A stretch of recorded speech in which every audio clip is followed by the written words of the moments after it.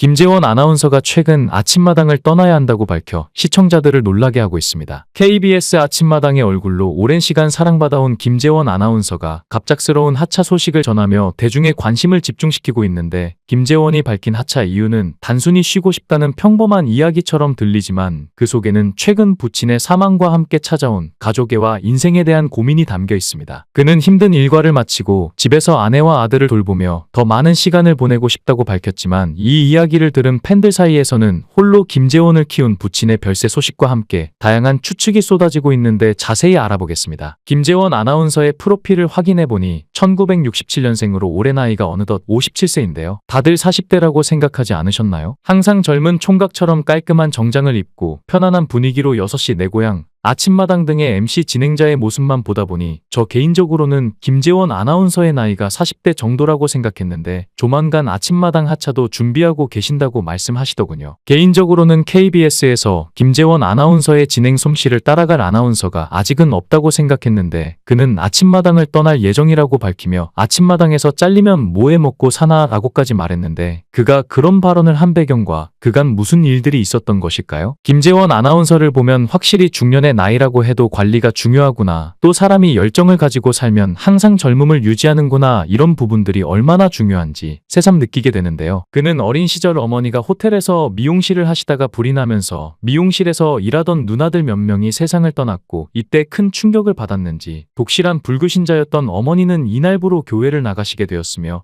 어머니는 뒤늦게 교회를 나간 게 무색할 만큼 신앙이 굉장히 뜨거웠는데, 훗날 그의 고백에 따르면 당시 어머니가 자주 아파트 창문을 열고 예수님 사랑해요 하고 외쳤으며, 또한 함께 버스를 타고 가면 옆에 앉은 사람에게 꼭 전도를 하셔서 당시 어린 김재원은 무척 창피했다고 하는데요. 그렇게 어머니가 뜨겁게 교회를 다닌 지 2년 남짓 됐을 때 어느 날 몸이 아파서 병원에 갔더니 담석증이라고 진단받고 수술까지 했지만 호전이 없길래 다시 알아보니까 간암이었고, 이후 어머니는 새벽마다 웅얼웅얼 방언으로 기도하며 갑자기 예수님이라고 외치기도 하셨지만, 결국 그가 중학교 1학년 때 세상을 떠나고 말았습니다. 당시 어린 김재원의 인생에서 어머니가 없는 삶은 생각지도 못한 상황이라 이후 그는 많이 당황하고 방황하게 되는데, 특히 학창시절 매 학년 진급할 때마다 반장엄마가 학부모 모임을 만들고 집에 전화가 오면 엄마 계시니? 엄마 안 계시는데요? 늦게 오시니? 아니요, 안 계시는데요 라고 하며 한부모 가족만이 겪는 서러움을 뼈저리게 느꼈다고 합니다. 그렇게 어머니를 잃고 아버지와 단둘이 살게 된 그는 아버지가 아들을 정말 헌신적으로 키우셨는데, 아버지는 말씀이 많은 편이 아니었고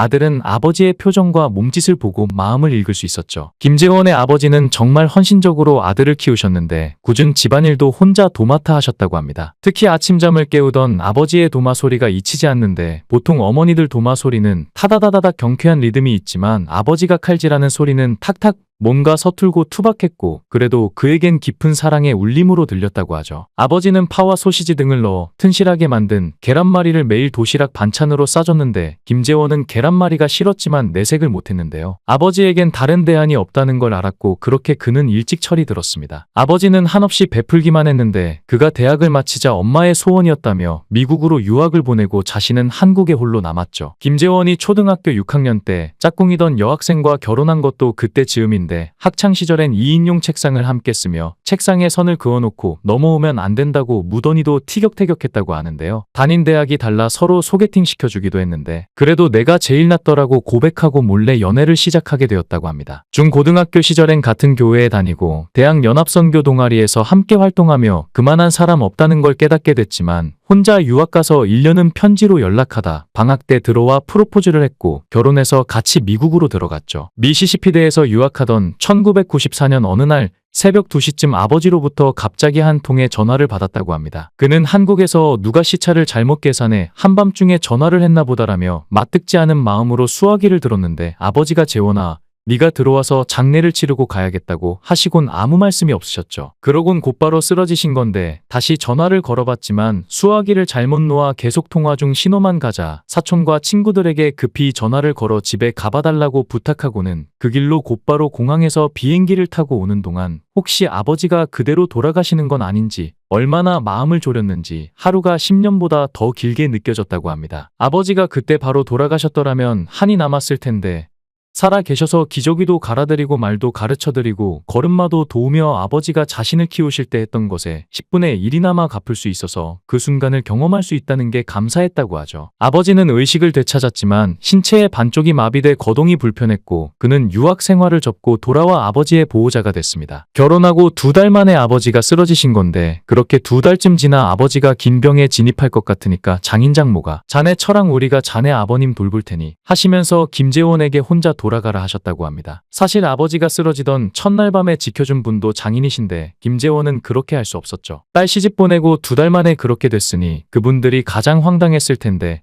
지금껏 서운한 말씀 한 번 안 하셨다고 합니다. 어떻게 보면 그를 아나운서의 길로 이끈 것도 아버지인데요. 병원에서 보호자들의 유일한 낙이 텔레비전 보는 것뿐이었고 하루는 그도 넋놓고 텔레비전을 보고 있는데 손범수 아나운서가 헬리콥터에서 내리더니 손을 쫙 뻗으며 KBS 21기 신입사원을 모집합니다 하고 외쳤죠. 기자, 프로듀서, 아나운서 모집하는데 김재원은 자신도 모르게 나도 아나운서나 한번 해볼까? 했는데 아무 말 않던 아내가 다음날 도시락을 가져올 시간 지나서야 나타났다고 합니다. 손에는 KBS 입사지원서가 들어있는 누런 봉투 하나 들고서 나타났고 그때부터 아버지가 주무시면 철야 공부를 시작했죠. 장인어른이 일간지를 오려서 시사상식을 퍼나르시고 병실 보호자들은 채널 선택권을 김재원에게 다 양보하시고 의사, 간호사, 보호자 심지어 환자들의 염원까지 담아 2달 동안 죽도록 공부를 해서 아나운서 시험에 합격하게 되었습니다. 아버지는 28배 늦깎이로 방송사에 입사한 아들을 무척이나 자랑스러워했는데 방송이 끝나고 시청해주셔서 감사합니다. 건강하세요라는 그의 엔딩 멘트는 시청자를 위한 것이기도 했지만 투병 중에도 아들이 진행하는 프로그램을 놓치지 않고 챙겨보는 아버지를 향한 것이기도 했죠. 얼마 전 김재원 아나운서는 정년퇴직이 얼마 안 남았다며 뭐 해먹고 사나 하는 걱정을 개그우먼 김영희에게 털어놨는데요. 아침마당 쌍쌍파티에서는 개그우먼 김영희가 출연해 입담을 뽐냈는데 이날 김영희는 소통 전문가 말자 캐릭터로 분해 MC 김재원 아나운서의 고민을 들어주는 시간을 가졌죠. 김재원 아나운서가 정년퇴직이 얼마 안 남아서 아침마당 잘리면 뭐 해먹고 사나 걱정이다고 말하자 김영희는 아침마당에 김재원 없는 게 상상이 가냐? 왜 김수찬은 옆에서 웃고 있느냐? 그 자리를 꿰찰 것처럼이라 말에 웃음을 자아냈는데 이에 김수찬은 손사래를 치며 재원이 형님 날아가면 나도 같이 날아간다고 고개를 저었죠. 김재원 아나운서가 내가 아침마당을 안 하게 되면 개그 콘서트에서 날 받아줄 생각은 없느냐고 말하자 김영희는 단칼에 그런 생각 없다고 답하면서 아침마당에 꼭 붙어 있어라. 마이크 들 힘 없을 때까지 해야 한다. 마이크 들 힘 없으면 김수찬이 들어줄 것이다고 말해 재차 모두를 웃게 만들었는데요. 그런 김재원을 보고 김동건 아나운서는 일을 오래 하기 위해 프리랜서를 선택했다고 밝혔습니다. 국내 최장수 현역 아나운서인 김동건 아나운서는 김재원 아나운서에게 오래 하려면 프리해야 한다. 방송국 아나운서는 정년이 있다. 60세 되면 나가야 한다. 제가 계속 직원으로 있었으면 아나운서를 그만뒀을 거다라며 저는 중간에 프리를 했다. 30년 되는 해에 나왔다라고 말했죠. 이어 홍두표 사장님이 왔는데 저를 너무 잘하는 분이다. 나를 부르더니 앞으로 열심히 잘하라고 하더라. 그만두려고 한다고 했더니 반대를 해서 조건을 걸었다라며